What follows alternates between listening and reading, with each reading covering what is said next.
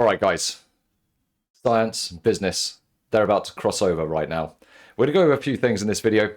Firstly, the data, the receipts from the Tier 15 and Tier 7 solo compare race to 1500 drops, how much it cost, what we got out of it.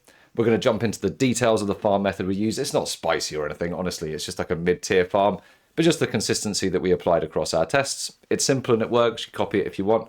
Next, we're going to have a chat about these tier 7s. So I've noticed the prices. They're like $1 each. Like no one wants to pay that shit. You don't need to pay that shit. I'll show you how to sustain them and get them, and like just don't get scalped, guys. You know, people are scalping. Of course they are. You know why they're scalping? Because it works. So with that, let's talk about how we set up. Just what did we do for our farm? So me and Ghondie ran concurrently. Ghondie ran tier 15s, I ran tier 7s. Hats off to Ghondie for the commitment for getting this done. He had to run a lot of maps.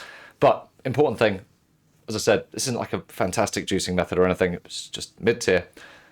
Mine and Ghondie's stats, we had 250% rarity on character, running Ritualist MF stackers, 100% rarity on the map base, or thereabouts. 3 times rare monster tablets. The maps that we ran were 6 mod. We hit them with a rarity omen, but honestly, that's kind of expensive. Can show you other ways around that. And we desecrated on prefix with the Sinistral Necromancy. With our Delirium, we ran 2 Fears and 1 Paranoia. And on tablets, we were basically just running Breach. Ghondie was free to use Irradiated if he wanted. I didn't, to try and keep that monster level at 71. So that's how we got set up. All right, guys, it's business time. We're getting into the PowerPoint. Let's have a look at what we're looking at. First off, first tab, first page, first slide. Results of 1500 tier 15 drops. So I think the important thing to note here is just how many maps this took. It's 68 maps for Ghondie to run these, of which 13 were overrun. We got 16 divines in that, but that's not great. That's like 1 in every 4 maps. And on average there, you're getting, what, 30, less than 30 currency items a map, which is quite low. But let's move on to the next slide. I know people like to look at stashes. That's how it looked in the stash. All very pretty, all very neat. Yummy, yummy. How much did it all cost, though? So coming on to this last slide here for the tier 1500s. The tier 1500s, this is not a Terminator. It's not a tier T1500. Even then, I don't think they go up to that number, actually. I'm not sure. What numbers do the Terminators go up to? Anyway, it cost 25 divines, and we dropped 16. And even when you add all that up, we basically broke even on 25 divines. Not great. How did this look on the tier 7s? So, tier 7s, 1500 drops. Very few accumulative currencies there. And it only took us 26 maps, of which 4 were overrun, so our proportions of overruns were similar. How did it look in the stash? Well, there's a lot less stash spaces with items in there, that's for sure. How did it look on the costs? Just under 10 divs. We dropped 14 divines. So we made profit just on raw divines on tier 7s. That's unusual. I thought this farm didn't work. What if we ran 68 tier 7s? Well, if we ran 68 tier 7s and we extend that out and we extrapolate this as if we had to run the extra maps, so I think it's about 2.6 times more, we would have dropped 36 divines, meaning we would have made 12 divines for running 68 maps, which we should be able to run faster than the tier 15s. So it's looking like, actually, those greater drops are getting in the way of raw divines. So we're going to have a little look at the chart again. We're going to see what we think's happening, because we would have dropped 3,900 drops. So where in 2,500 drops gone from tier 15? They've gone into this greater and perfect accumulation. They've disappeared, waiting for a time to come back. If we look at the other side, just do a quick head maths add up. We've got about 120, 240, 260. We've got about 300 greater or perfect drops when we're running tier 15s. So, but we should have got 2,500 more drops. So that's a lot of compression that's happening, and a lot of time where the drops just aren't happening. They're just waiting. So looking at the diagram, a drop happens. If it drops as a standard orb, it would be in our 1,500 drops that we got from our tier 7, less a couple of greaters that dropped on the blue level. But if it accumulates, it doesn't drop. It's one of these 2,500 missing drops from the tier 16 side. It's a full 60% of your currency drops that are going into this accumulation storage, whatever we want to call it, this mystical box that means they're not on the fucking floor. They're somewhere else. Now, when they're in this box, at whatever time the rarity gets applied, I don't care, but they're already in the box. They can't become a divine. They can't become a mirror. They can't become a lock. All they can become is a greater or perfect equivalent.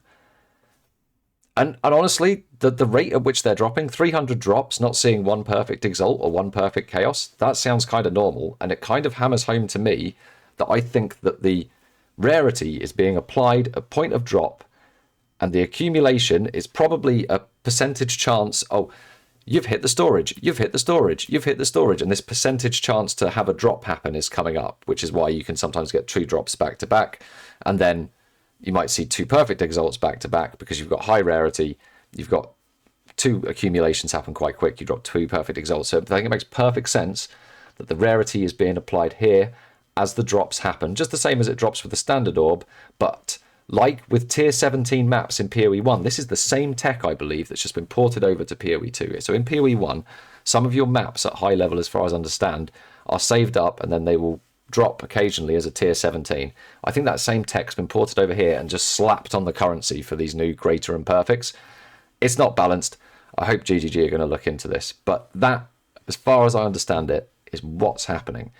And that's clear from the data because these drops have gone somewhere, but they haven't become something we actually want. Alright guys, so this next one is a bit of a hypothetical, so take it with a pinch of salt, do your own experimentation around it. But a lot of people are asking about like how do I set the rarity right for my character. My understanding is this is multiplicative between character and map, but I think there's other things going on as well. It's really complex. As a simple rule of thumb, I think a good baseline for making sure you've got enough rarity on map to hit the multiplier would be if you're lower than 99% rarity, run as much rarity as you can on the actual map itself and 3 rarity item tablets. If you're 100 to 149, drop down to 2 rarity item tablets, throw in a monsters or a quant, whatever you prefer.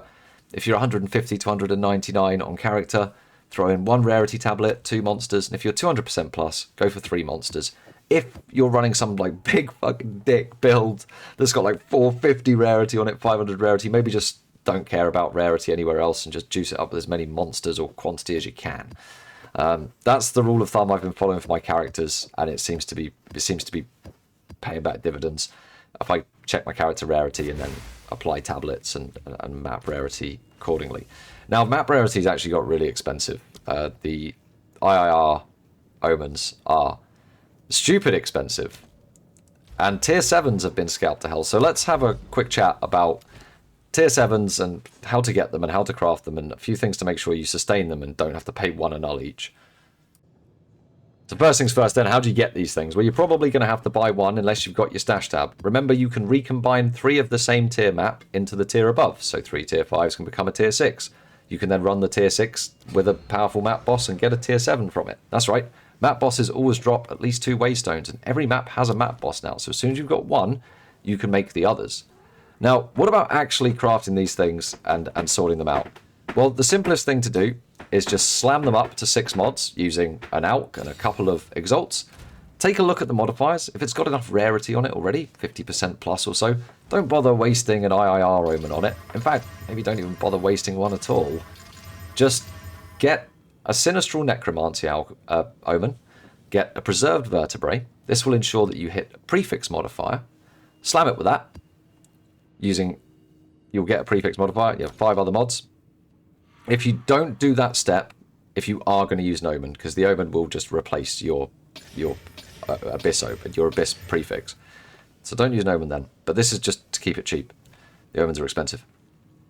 Go see Becky the Throat Goat. Well of Souls. Make sure that you pick a good prefix. You can use an Abyssal Echoes here if you want. If you want to invest a bit more, you don't have to. Best mod is obviously Abyssal Overrun, extra pits. Next one, Rare Monsters. have an extra modifier, that's really good. Extra pits, in general, just like 3 extra pits or something, it's okay. And then pits have additional... pits have increased difficulty and increased rewards, is good if you're running those on the Atlas where you already have the green abyss circle, so you've already got a natural overrun. But using that method, you should be able to craft on these maps for less than 100x, providing you're not using an omen. And then the boss is going to drop... the boss is going to drop you tier 7 maps. You want to try and change your Atlas, make sure you've not got the increased chance of Waystones dropping as a tier higher, because you just want them to drop as tier 7 for sustain. Another important thing to note is you can always run tier 6s with irradiated tablets for exactly the same effect. So if you're struggling to get tier 7s, bang in an irradiated tablet with your tier 6s, easy game. Don't pay over the price for these things, don't get robbed. They're easy to make, they're quick. Obviously if you want to pay for them, pay for them. But if you're looking at the price of the maps and going, this is crazy, yeah, it is crazy, you shouldn't be paying that much, they're easy to craft. And on that, guys, I'm going to be testing out some farming methods, so hope to catch you on stream and that, and hope you have a good one. See you in the next video.